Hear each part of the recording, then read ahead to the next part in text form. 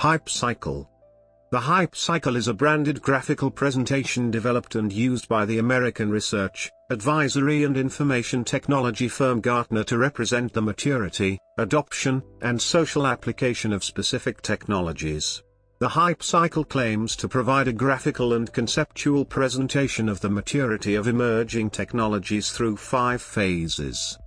The Gartner hype cycle has been criticized for a lack of evidence that it holds, and for not matching well with technological uptake in practice. 5 phases.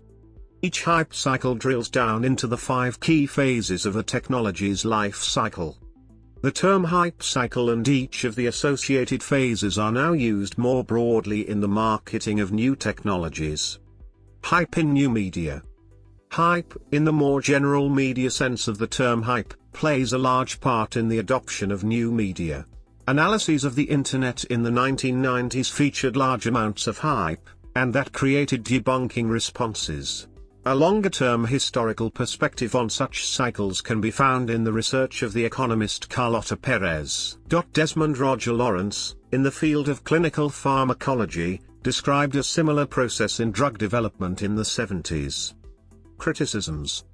There have been numerous criticisms of the hype cycle, prominent among which are that it is not a cycle, that the outcome does not depend on the nature of the technology itself, that it is not scientific in nature, and that it does not reflect changes over time in the speed at which technology develops.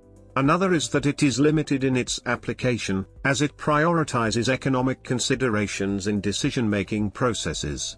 It seems to assume that a business performance is tied to the hype cycle, whereas this may actually have more to do with the way a company devises its branding strategy. A related criticism is that the cycle has no real benefits to the development or marketing of new technologies and merely comments on pre-existing trends. Specific disadvantages when compared to, for example, technology readiness level are. An analysis of Gartner hype cycles since 2000 shows that few technologies actually travel through an identifiable hype cycle, and that in practice most of the important technologies adopted since 2000 were not identified early in their adoption cycles.